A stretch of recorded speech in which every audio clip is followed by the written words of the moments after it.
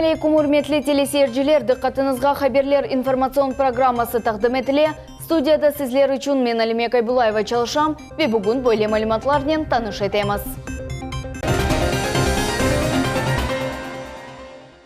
Қырым муфтиса Эмирали Абылаев Истанбулда Ислам форумында иштирак етті.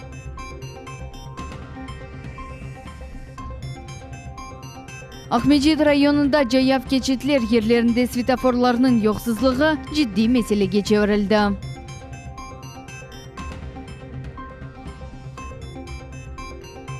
Ялта шээринде Бутун Дүния конференциясы өз ишини девам этти.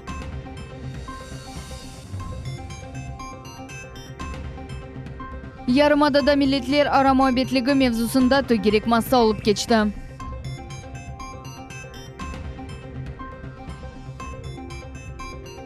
Кырымда Илк Сефер Крымский терем фестивалі олып кечті.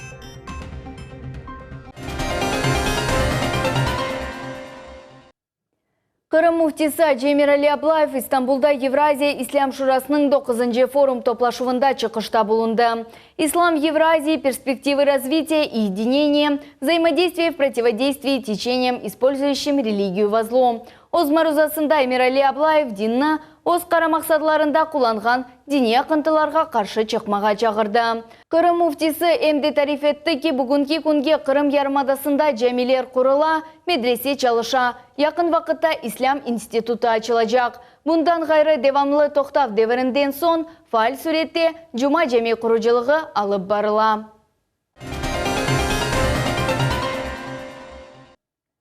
Кырымда Крым в современном международном контексте серлевалы Бутун Дүния конференциясы өз ишини девам этти. Эсас мерасимлер бүгүн Ялта шээринде олуп кече. Конференция чечевесинде 20ден зияде чешит мемлекет векиллери ве хусусан журналистлер, жемаат эрбаплары, Италия, Туркия, Кытай, Булгаристан, Акрусия, Эрменистан, Казахстан, Юнанистан ве Сербистандан саясатчылар топланды. Форум иштиракчылары гражданлык жемиет ролины ве Кара Дениз регионундан халк дипломатиясының ишбирлик инкишафыны музакире этелер. Bundan da gayrı çeşit milletlerinin çetel диаспоралар ile münasebetleri hakkında söz yürsetildi. Şimdi bizim muhbirimiz Dilara Şevketova biz ile telefon vasıtasıyla bağlanıp sonki malumatlar hakkında tarif etmeye hazır. Сегодня конференция проходит в Ялте, где создана очень уютная и приятная атмосфера, потому что отель, в котором проходит это, находится на берегу моря. Международные эксперты, представители крупнейших деловых и общественных организаций из Болгарии, Греции, Казахстана, Китая, Турции, Франции и многих других стран обсуждали вопросы развития общественной дипломатии, международного делового сотрудничества. С докладами выступил и президент Федерации крымско-татарских объединений Универсель. Универсель не разделяет враждебных отношений со стороны Запада, и он уверен, что сам санкционный режим, который введен против России, не имеет смысла и должен быть отменен в ближайшем будущем. В разговоре Универсель рассказал нам о том, что новый лист истории Крыма начался в 2014 году. В дальнейшем он надеется на то, что объединение восточных стран в период, когда идет давление Запада, сейчас самое подходящее время. Кроме того, в рамках конференции прошли секционные заседания, на которых студенты Крыма обсуждали участие молодежи в общественной дипломатии Крыма за разрешение конфликтов в современном мире. Представители 10 стран предложили создать Международный молодежный центр по развитию общественной дипломатии, а также утвердили концепцию ассоциации и создали рабочую группу, которая будет заниматься реализацией действий на 2016-2017 год. Площадкой для этого будет выступать Крымский федеральный университет, в котором 3000 иностранных студентов представляет 50 стран. Теперь впереди заключительное заседание, на котором подведут итоги конференции и примут декларацию. Тәфсилатлыжа бу мерасим хакында bizim navbatdagi chiqishlarimizda seyr ete bilesiniz.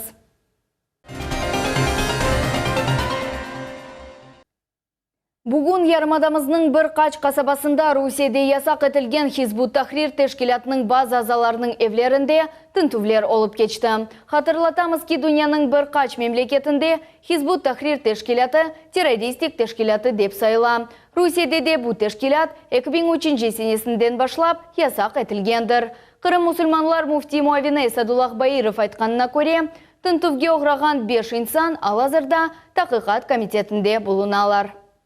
Бу тинтүүлер да эвел япылган тинтүүлернен айны болмак üzere Hizbut Tahrir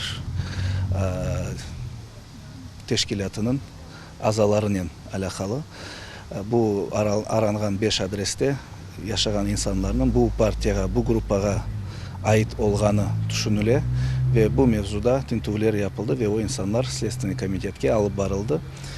205.5 statyasına göre yani ekstremist hareketini meydana getirmek ve o harekette iştirak etmek suçu bu insanlara gösterile. Elbet bu mahkemenin vereceği karar ama şimdilik bu 5 insan bu suçla mahkemeye çekilecek. Следственный komitetke alıp barıldı ve şimdi onların dопрослары olup geçiyor. Bundan da gayrı olgan vaziyetini Devlet Milletler Komitetinin reisi Заур Смирнов da izahat berdi. Onun aytkanına göre tintuvlerinin sebebi hukuk korçalayıcı organlarga, hakimiyet vekillerine Hizbut Tahrir teşkilatının faaliyeti hakkında devamlı şikayetlerinin kelmesidir. Teşkilatının işi Kırım musulmanlar ve umumi Kırım sakinlerinin arasında çok memnuniyetsizlikni doğura.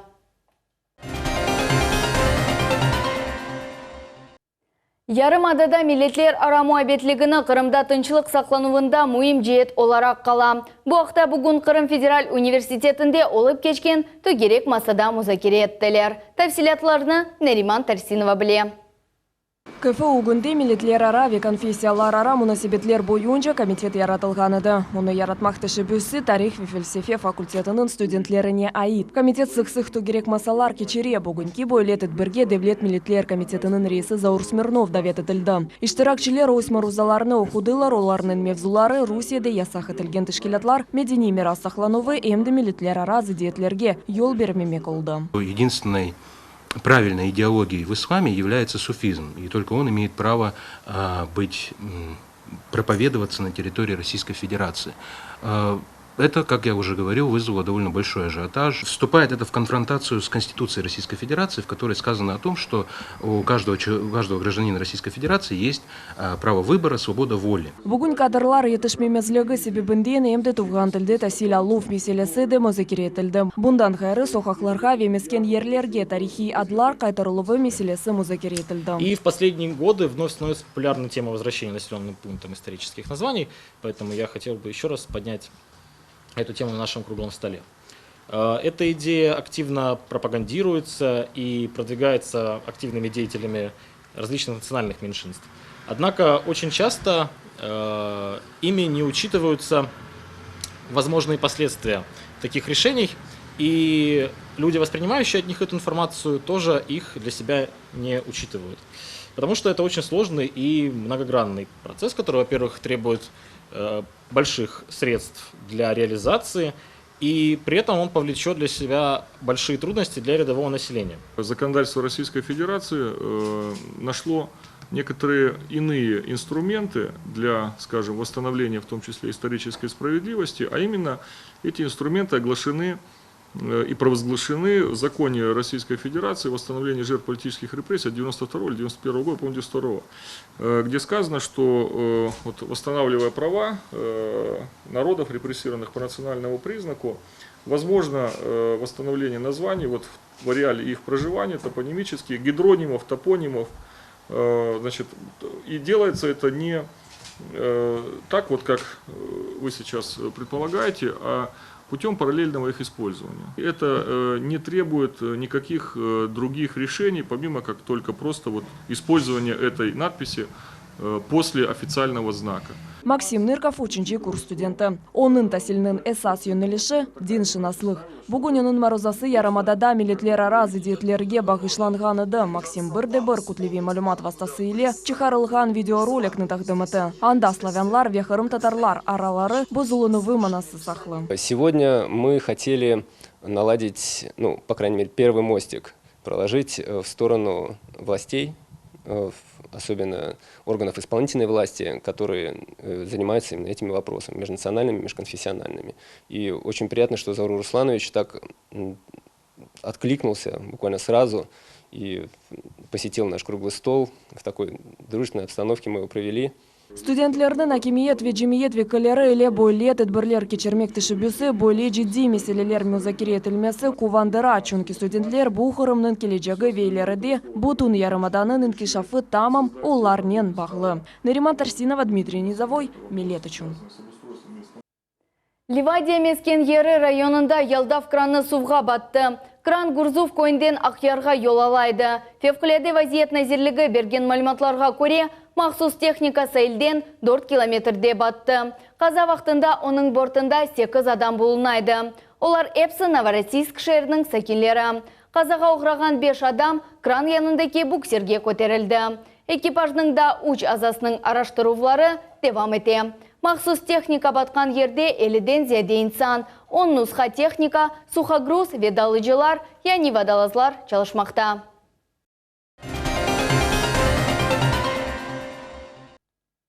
Бүгін сабақ мечітте футболистлер соқағында yol нақлие қазасы юз берді. Вақия олып кешкен ерден Султания Ситакаева.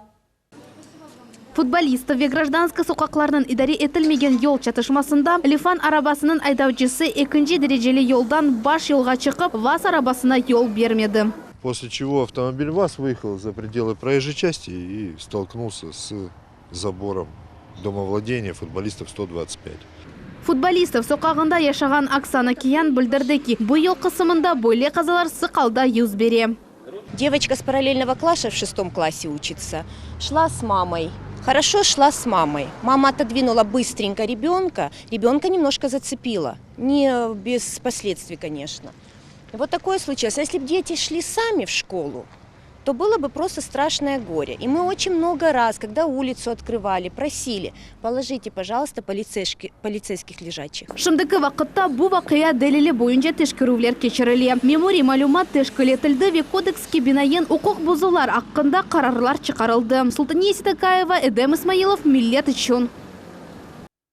Ахмедит районында жаяв кечетлер ерлерінде светофорларының жоқсызлығы ең жидді мәселелерден бірі олды.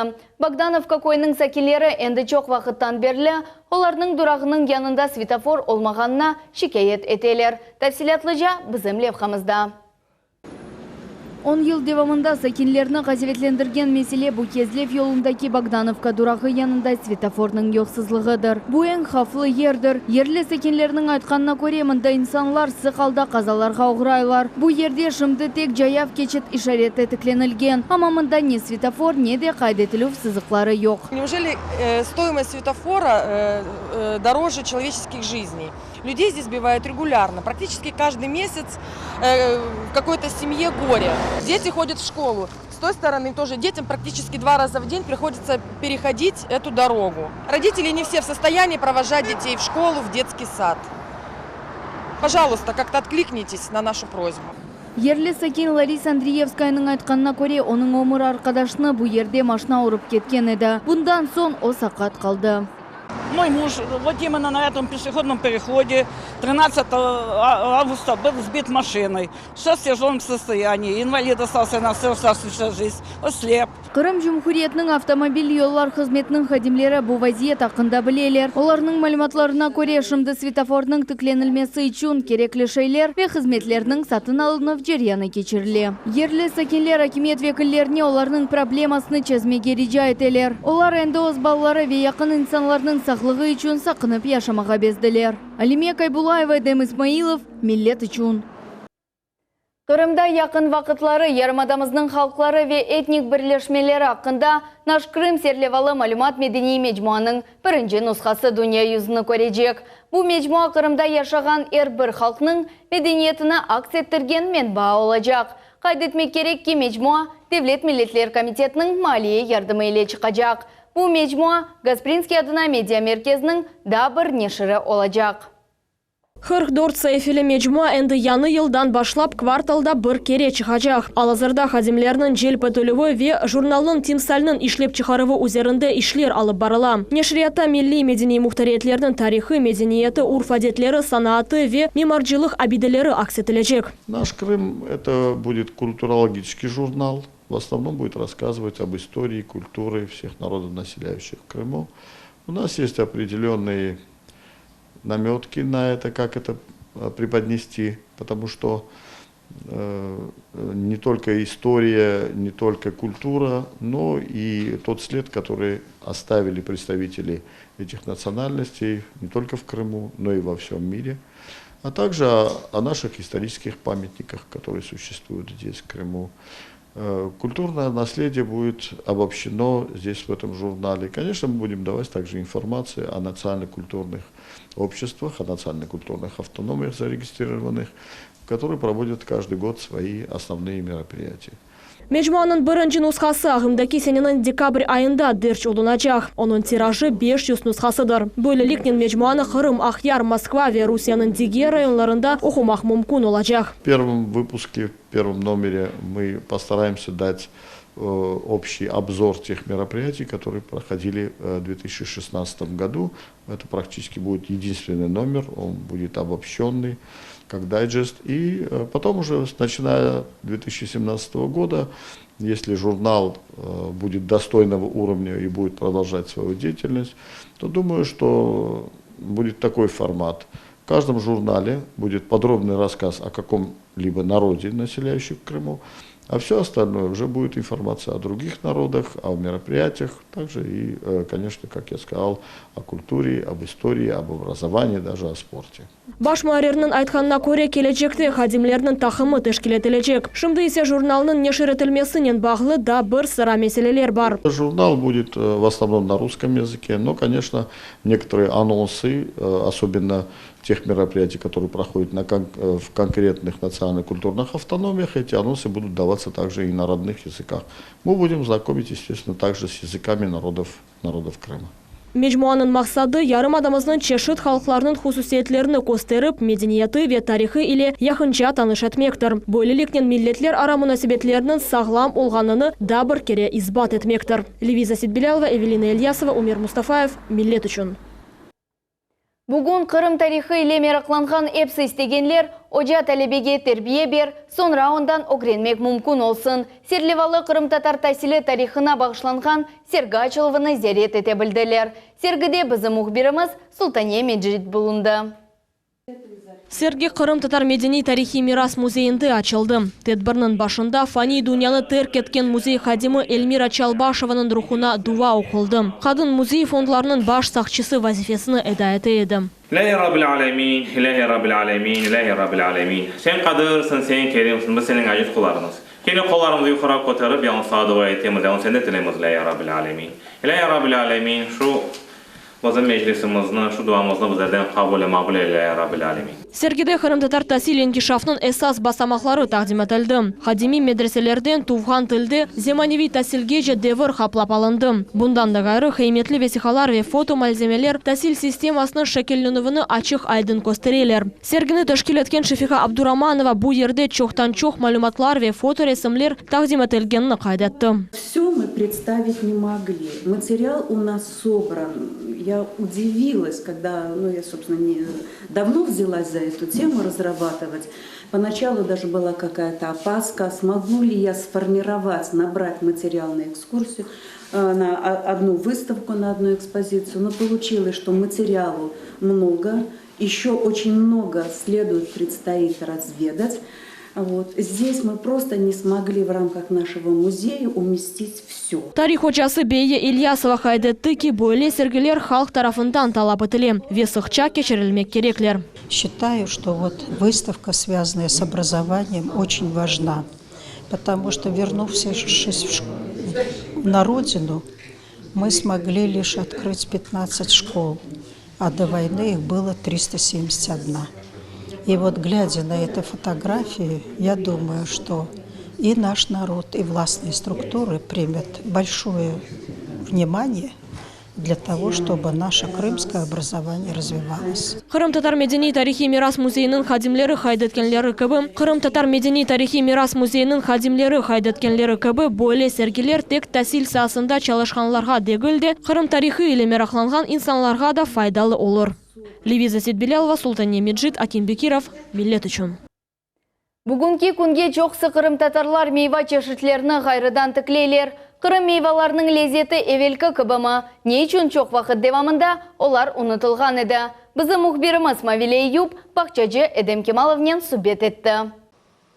Ахмеджит районun Аңғара койында яшаған Эдем Кемаловтың 2 бақчасы бар. Бұл алма ве қыш бақчаларыдыр. Қыш бақчасында ойынжыр, хурма, нар, лимон, апельсин, атта банан остыры. Эдем аға білдіргеніне көре мейваларын остырмек қиын дегіл. Жемат үшін япылған шелер бұл мұндағы. Оның үшін чарез кімге еткен адам, етіштірген адам алып ашай. А бұлежіне, мұна шыненде хурма башлар пішме, мұна бірек піштенде. Ода бір айға барым, бармаз, нөчінденде хурман байлай уағызың пішмен сойын ашап оламайлар. Ама анарын мұна ұзып алғанар бір шиқаман. Инжір көресіңіз да, инжір да бір айға да бар, қысмет олса үстіне бар, олыр ем. О майыс айында башлай. Эвелезелер алма қиметли мейва сайылайды. Қырым алмалары Парижге yollanылып, Француз алмасы оларақ Москваға кетіріледі. Алма бақчасы Қырымда кеніш дарқалған бақчадыр. Алмалардың чешіті яз, оларны күзлік ве қышлық чешілеріне бөлмек мүмкін. Мұнда 60 түрлі алма армыт бар. Айван бар 2-3 түрлі сойы. Сон не бар мұнда? Фисташка бар 2-3 түрлі. Өзбекстандан кейін мұндан да алып ашладық. Чыдай, пек істеме осыме чыдай. Алма армыт біздің основной керек немеміз. Истен шиім, алма армыт. Чешті мұнда бар, бұл синапларым бар 5-6 сорты, сон қандылын бар 5-6 сорты. Бұле немелер, евелка, семиренка, сон... Чешті алмалардың енде ұнады жоқ. Бүгін Эдем аға сүргінлік деверінде yok olunған meyvalarını çeşitlerini canlandırıp келем. O бір çeşitini öğrenip ostırı. Мен істейінім, бұл бақшы мәселесін ашық жүргізмек үшін, нөчінден де бұл біздің баба деделерімізден қалған бір іш бұл. Оны біз yapmak керекміз, бұл шейін оғы доғыр жүргізмек керекміз. Нөчінден де евелден чайырлар оған, ши олған, чешт түрлі діреклер олған, оның үшін ұши планда ұшиін чоқлаштырмақ. Ve avesi olan adamға ушиден ашлап діречіклерді фиданлар берме. Эдем аға ижатlarımız ile başlanған ananena devam ете. Бұл gibi insanların yardım ile bugün Kırım sakinleri faydalı ve lezzetli meyvelerini aşaylar. Mavile Eyüp İbrahim Ganiyev millet için. Böylelikнен bizim yayınımız sonuna yetti. Şimdiki vaqtqa bu hepsi malumat. Gelecek haberler programmasını kaçırmanız, biz ile olunuz. Görüşmek üzere, sağlıknen kalınız.